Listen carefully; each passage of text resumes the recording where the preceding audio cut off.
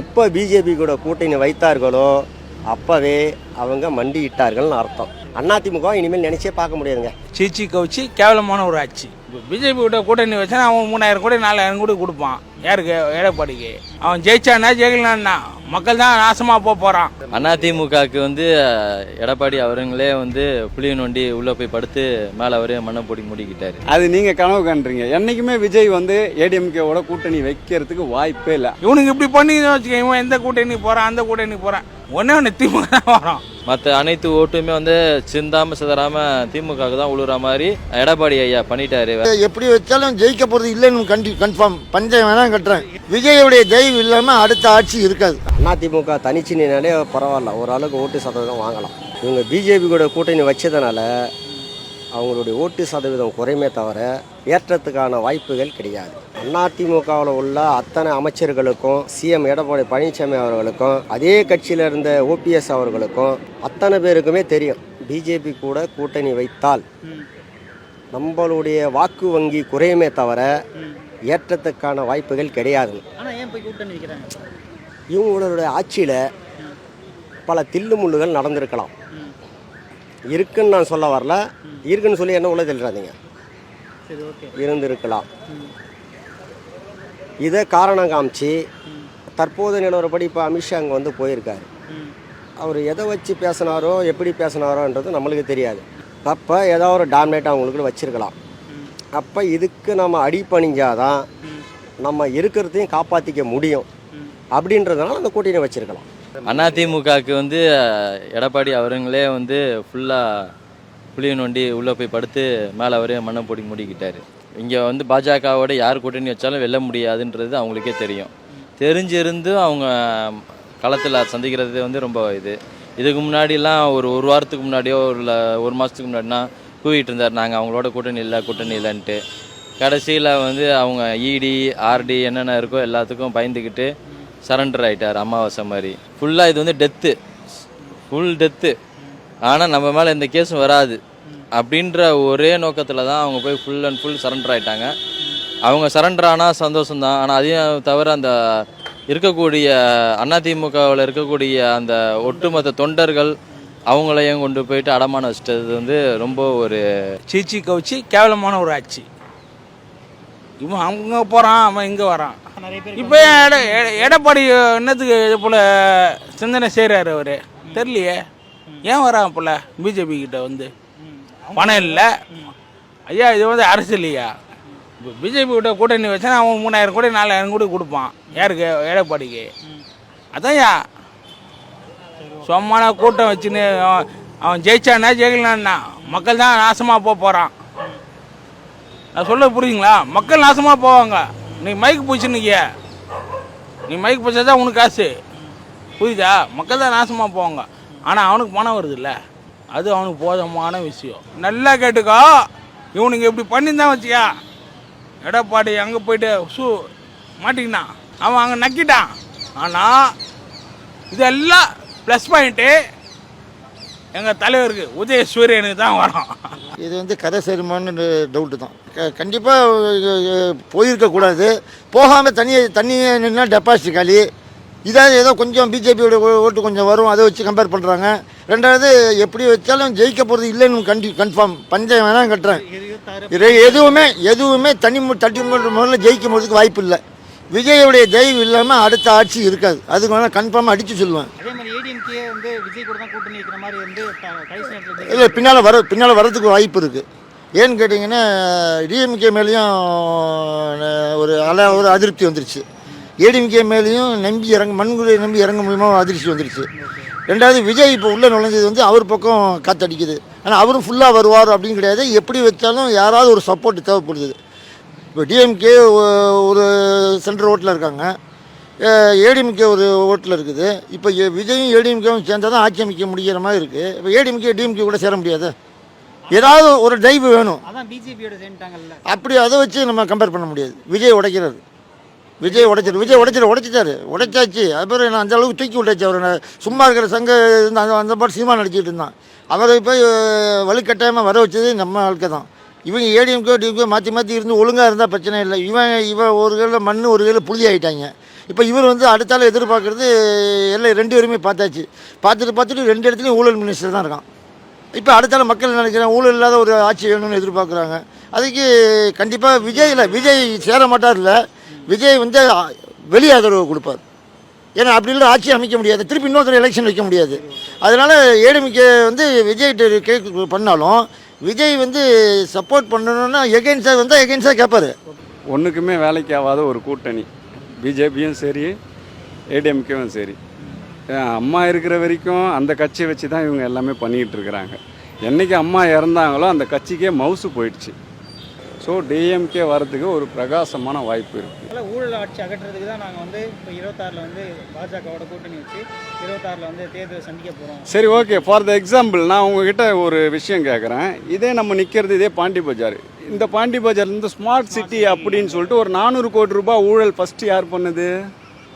Edappadi K Palaniswami பண்ணதுனால தானே. அப்போ ஊழல் இல்லாத ஆட்சி எந்த ஆட்சிங்க சொல்லுங்கள்? மக்களுடைய மனநிலை எப்போவுமே ஏடிஎம்கே டிஎம்கே அந்த மாதிரி தான் இப்போ வந்து இருந்திருக்கு. ஒன்று அம்மா இருக்கிற வரைக்கும் அம்மாவுக்கு, ஐயா கலைஞர் இருக்கிற வரைக்கும் கலைஞருக்கு, இவங்க 2 பேருக்கு தான். இப்போ அவர் கலைஞர் வழியில் தளபதி பண்ணுறாப்புல, அதனால் அவருக்கு ஆதரவாக இருப்பாங்க.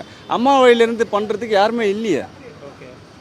அப்போ எப்படி அம்மா வழியில் யாருமே, அவங்க யார் கூட கூட்டணி வச்சாலும் அந்த கட்சியும் தோக்க தான் செய்யும்.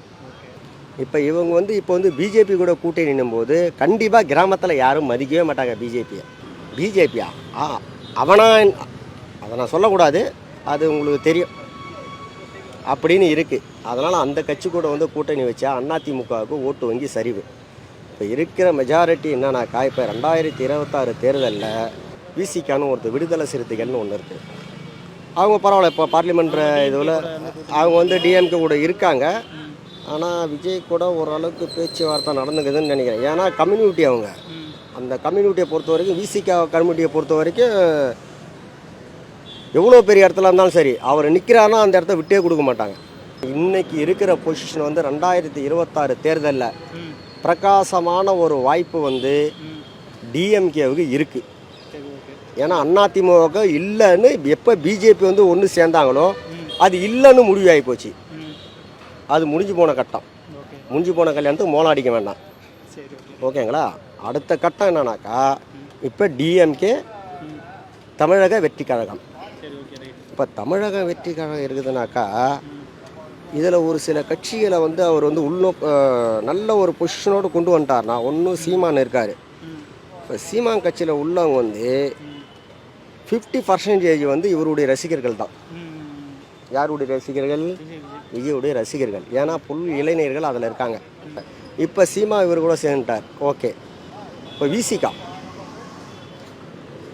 விடுதலை சிறுத்தை அவங்க வந்து இவர் கூட கூட்டணி வச்சிட்டாங்க அப்படின்னாக்கா, டிஎம்கே தமிழ்நாடு வெற்றி கழகம் டஃப் அண்ட் டப் 50% வாய்ப்பு. இதில் யார் ஜெயிக்கிறாங்களோ யார் தோக்குறாங்களோ, ஒன்று ஆளுங்கட்சி ஒன்று எதிர்கட்சி. இதுதான் அதிமுகவுக்கு வாய்ப்புகள் சரிந்து விட்டது. காரணம் என்னன்னா, எப்போ பிஜேபி கூட கூட்டணி வைத்தார்களோ அப்போவே அவங்க மண்டியிட்டார்கள்னு அர்த்தம். முடிந்து போன கட்டம் அது. அதான் சொன்ன ஒரே வார்த்தை, முடிஞ்சு போன கல்யாணம் மோளம் அடிக்கக்கூடாது. அதிமுக இனிமேல் நினச்சே பார்க்க முடியாதுங்க. நீங்கள் நம்ம இந்த சிட்டிக்குள்ளே இருக்கோம், சென்னை சிட்டிக்குள்ளே, இதுக்குள்ளே தான் வந்து எல்லாரும் அப்படி இப்படின்னு பேசிக்கலாம். நீங்கள் அப்படியே செங்கல்பட்டு தாண்டி போயிடுங்க, செங்கல்பட்டு கன்னியாகுமரி வரைக்கும் போங்க, எல்லாமே யார்? பிஜேபி என்ற வார்த்தையே இருக்கக்கூட. எவனா ஒரு இடத்துல இருப்பான், அவன் யாராக இருப்பான்? ஒரு உயர்ந்த ஜாதியில் இருப்பான், உயர்ந்த இடத்துல நல்லா பண வசதியாக இருப்பான். அவனை காப்பாற்றிக்கிறதுக்காக அவனை அந்த இடத்துல யாரை காப்பாற்றிக்கிறதுக்கு, அவனை காப்பாற்றிக்கிறதுக்காக அவன் இதை நடவடிக்கை எடுப்பான். அதுக்கெல்லாம் ஒத்து போகிறவங்க வந்து கிராமத்தில் உள்ளவங்க கிடையாது.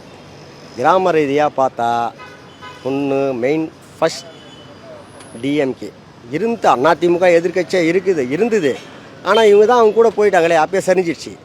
அதிமுக தமிழக வெற்றி கழகம், இது 2க்கு தான் வாய்ப்பு இருக்குது. ஓகேங்களா? இப்போ தமிழக வெற்றி கழகம் வந்த பிறகு சீமானுக்கே வந்து 8% வச்சு அவருக்கே வந்து குறைஞ்சி போச்சு. காரணம் என்னன்னாக்கா, அதுலேருந்து இதில் இருக்காங்க. இதுக்கு முன்னாடி வந்து அதிமுக வந்து விஜயோட கூட்டணி இருப்பாங்க அப்படின்ற மாதிரிலாம் வந்து நம்ம அது வருவார். அவர் இதில் இந்த கூட்டணிக்குள்ளே வருவார். கேட்டால் அவர் வந்து என்ன சொல்கிறார், என்னுடைய முதல் எதிரி திமுக தான், அவருக்காக நான் என்னுடைய சமசனம் பண்ணிக்கிட்டேன்ட்டு இறுதியில் பேசுவார் பாருங்க. அந்த டாபிக் கொடுப்பாங்க. தேர்தல் நெருக்கத்தில் விஜய் இது ஆமாம், அது உடன்பாடு கிடையாது. அவரும் வருவதான் செய்வார். ஏன்னா அவர் சொல்லிட்டார்ல. டிவிகே வெர்சஸ் டிஎம்கேன்னு அவரே சொன்னார். ஆமாம், அதனால் அவரும் வரக்கூடிய வாய்ப்புகள் இருக்குது. இதுதான் வந்தாலும் டிஎம்கே அடிச்சுக்க முடியாது. ஏதாவது எதிர்ப்பு ஓட்டுகள் வந்து ஒரு 10% ஓட்டு தான் மாறுமே தவிர மற்ற அனைத்து ஓட்டுமே சிந்தாமல் சிதறாமல் திமுகவுக்கு தான் உழுற மாதிரி எடப்பாடி ஐயா பண்ணிட்டாரு. வேறு வழி இல்லை. நல்லது, ஓகே. டிஎம்கே எப்படி எம்ஜிஆர் உட்காந்து ஒரு 14 வருஷம் ஆண்டாரோ அந்த மாதிரி இனிமேல் இவங்க ஆண்டுவாங்க. அப்படி இப்போதே கூட்டணின்னு விஜய் சொல்லிட்டாருன்னா அவருடைய தனி தெல்லு காமிக்கணும். கெத்தை காமிச்சா தான் மரியாதை. அந்த மரியாதைக்கு வந்து இப்போ விலகிடுறாரு, தனியாக நிற்கிறேங்கிறாரு. நின்று அவருக்கும் ஈக்குவலாக, டிஎம்கேக்கு ஈக்குவலாக, ஏடிஎம்கேக்கு ஈக்குவலாக அவர் வந்துட்டார் வைங்களேன், ஒரு பவர் இருக்குன்னு அர்த்தம். ஆமாம், எடப்பாடி இப்போ எடப்பாடி மருமகன் மேலே இப்போ கேஸ் இருக்குது. அது அமித்ஷா கையில் போயிடுத்து. இப்போ அமித்ஷா அதை வச்சுட்டு தட்டுறாரு, தூசி தட்டுறாரு. தட்டானா தூசியை தட்டினான்னா இப்போ இங்கே வரும் தூசி, தமிழ்நாட்டுக்கு வரும். அதனால பார்த்தாரு, இவங்களை விட்டு வச்சு பார்ப்போம், அண்ணாமலைக்கும் ஒரு வெயிட்டை கொடுப்போம்னு சொல்லி தான் இப்போ இப்படி தட்டி இப்படி வாங்கிட்டாங்க. ரெண்டாவது பிஜேபியில் இப்போ தமிழகத்துக்கு நயினா நாகேந்திரன் போட்டிருக்காங்க, திருநெல்வேலிக்காரர். அவருக்கு ஏடிஎம்கேலையும் பரிச்சயம் உண்டு. ஏடிஎம்கேல அவர் இருந்தவர் ஒரு கெட்ட பேர் வாங்காத நபர். ஒரு லஞ்ச லாவணியம் கிடையாது. என்னுடைய சொந்த ஊருக்காரர் தான் அவர். ஒரு லஞ்ச லாவணியம் அவர் பேரில் கிடையாது. ரெண்டாவது ஏதாவது ப்ராப்ளம்னா அட்ஜஸ்ட் பண்ணி போவார். அண்ணாமலை கொஞ்சம் ஃபோர்ஸ், போலீஸில் இருந்தாலும் கொஞ்சம் ஃபோர்ஸ், அந்த அந்த அந்த கெத்தில் வந்துட்டார். இவர் அப்படி இல்லை. யார் என்ன சொன்னாலும் சரி பேச்சுவார்த்தையில் தீர்த்து போமே அப்படிம்பாரு. ஃபைனலாக 26ல் இப்படி ஒரு டெசிஷன் எடுத்திருக்காங்கல்ல ஏடிஎம்கே பிஜேபி கூட்டணி. ஆமாம், இது என்ன நடக்கும் அப்படின்னு ஒரே வரியிலன்னா இவங்க ஆட்சியை பிடிச்சிடலாம்னு நினச்சா கதைக்கு உதவாது. சாட்டை அடுத்தவங்க கையில் போயிடுச்சு, சாட்டை விஜய் கையில் போயிடுச்சு. இனிமேல் அவர் என்ன என்ன சாட்டை அடிக்கிறாரோ அதுதான் தமிழ்நாட்டுக்கு உண்டான ரிசல்ட். அதாவது நான் ஒன்று சொல்கிறேன் பாருங்கள், இன்றைக்கி நான் சொல்கிறேன் பாருங்கள், தெளிவாக கேட்டுக்குங்க. திமுக அண்ணா திமுக 2 பேர் தான் வரும் ஆட்சியில். இது மக்கள் மனசில் இதாகிடுச்சு, ஒட்டு போயிடுச்சு. அஜித், விஜய், ரஜினிகாந்த் எவன் வந்தாலும் படம் பார்க்கலாம், அவன் ரசிகர்னால படம் பார்க்கலாம். 200 கொடுத்து டிக்கெட்டை பார்க்கலாம், 150 கொடுத்து டிக்கெட்டை பார்க்கலாம். தவிர பற்றுன்றது வேற, ரசிகன்றது வேற. ஆனால் ஒன்று சொல்கிறேங்க, பிஜேபி தமிழ்நாடு வர்றது ஆனால் ஏடிஎம்கே பிஜேபியோட கூட்டணி வச்சிருக்காங்க, வராதியா? ஒரு சீட்டு எடுங்க சொல்லுங்க. அந்த டெசிஷன் எப்படின்னா, இப்போ விஜய் புதுசாக கட்சி ஆரம்பித்து இப்போ தான் அவர் எலெக்ஷனில் நிற்கும். அவருடைய மெஜாரிட்டி என்ன ஏது அப்படின்றது அவர் தமிழ்நாட்டில் நம்ம இந்த மாதிரி இருக்கிறோம் அப்படின்றத அவர் ஃபஸ்ட்டு ப்ரூவ் பண்ணோம். அதுக்கு ஃபார் த எக்ஸாம்பிள் இது. அதுக்கப்புறமா தான் அவர் கூட்டணி யார்கிட்ட வைக்கலாம், ஏதா வைக்கலாம் அப்படின்னு அவர் யோசிப்பாப்புல. அது நீங்கள் கனவு காண்றீங்க. என்றைக்குமே விஜய் ஏடிஎம்கேவோட கூட்டணி வைக்கிறதுக்கு வாய்ப்பே இல்லை. 100% சொல்கிறேன், வாய்ப்பே இல்லை. அது ஒரு உள்கட்சி பூசல்லாம் இருக்குது, உங்களுக்கு தெரியாது.